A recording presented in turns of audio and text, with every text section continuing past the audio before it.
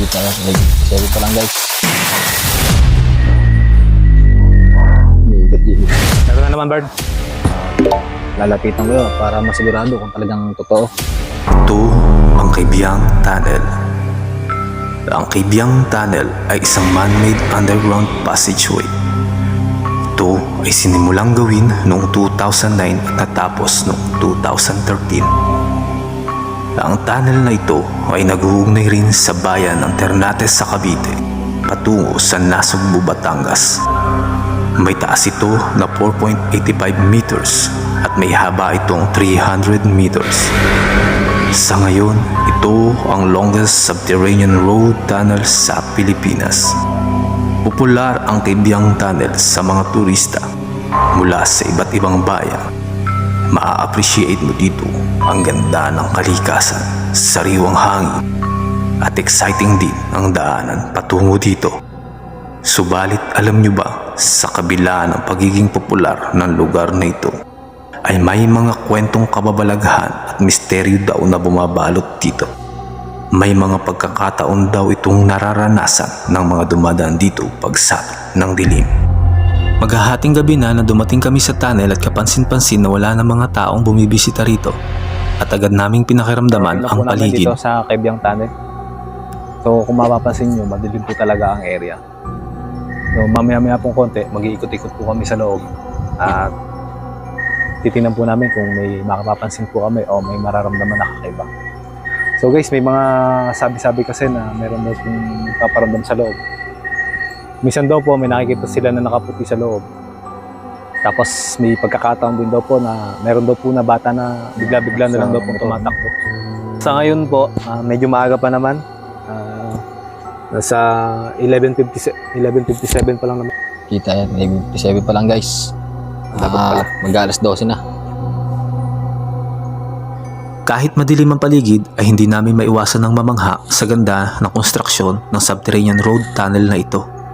At sa palagay ko, ito na ang pinakamagandang road tunnel sa Kung Pilipinas. sakali na pag-ikot natin, Bern, ay makakita tayo ng kahit na anong kakaibang nilalang dyan ang gagawin mo.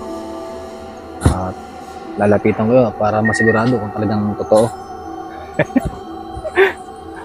Ako siguro baka umuwi na lang ako.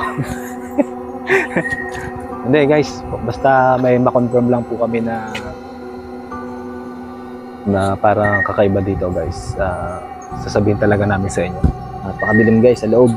So far guys, wala pa naman po kaming nararamdaman talaga na kakaiba. So, okay pa naman po ang buong lugar. Napakalamig dito guys. Napakadilim. So guys, pero kapansin-pansin talaga rito, napakadilim po talaga ng lugar. Tsaka ang maririnig nyo lang po talaga rito, mga huni ng kuliglig. Huni ng check. Dinig talaga yung mga kagaskas ng ano, no? Bern? Oh, Mga dahon. puno.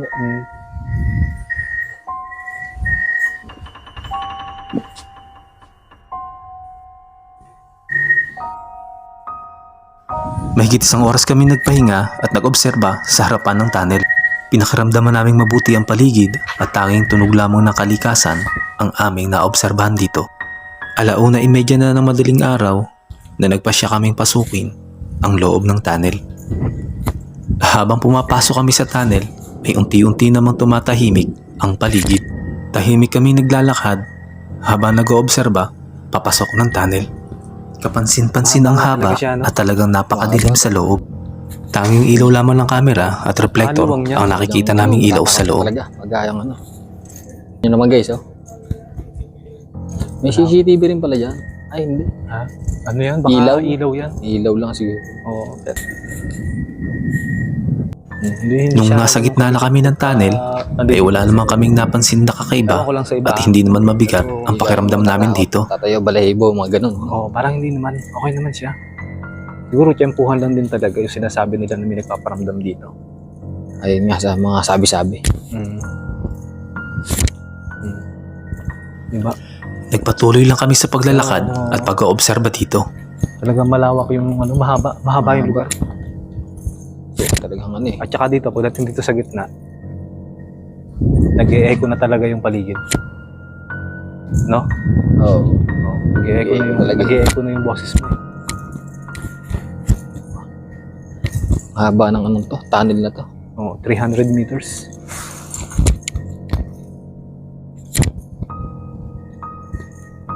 Yung isa ngayon guys, normal naman yung nararamdaman namin.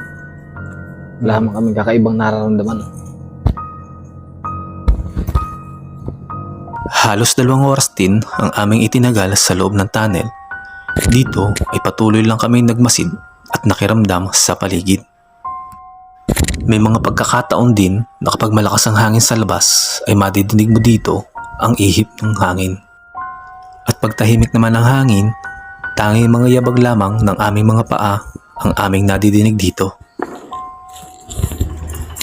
Mag-aalas 3:30 na ng madaling araw na marting namin ang dulo at nagpasya na rin kaming bumalik sa bungad nito. As of now, magpo 4 AM na po. Fortunately, for tonight, wala naman po kaming na-experience o naramdaman na kakaibang nakita. No? O something creepy po dito sa lugar. At hindi naman po sinasabi namin na wala talaga nagpaparamdam dito o meron talaga. Ang sure lang po namin, naturally, yung pagiging liblib po ng lugar, madilim. Kaya po siguro may time talaga na para nakakatakot yung area. Advice na lang din po pala namin sa lahat po ng mga pupunta rito o mga dadaan. Make sure na lang po natin na maganda ang kondisyon ng ating sasakyan. Guys, dito na po namin tatapusin ang aming video. Hopefully nag-enjoy po kayo at maraming salamat po sa panonood. At huwag po tayong makalimot, magdasal palagi at magpasalamat sa ating Diyos. God bless po.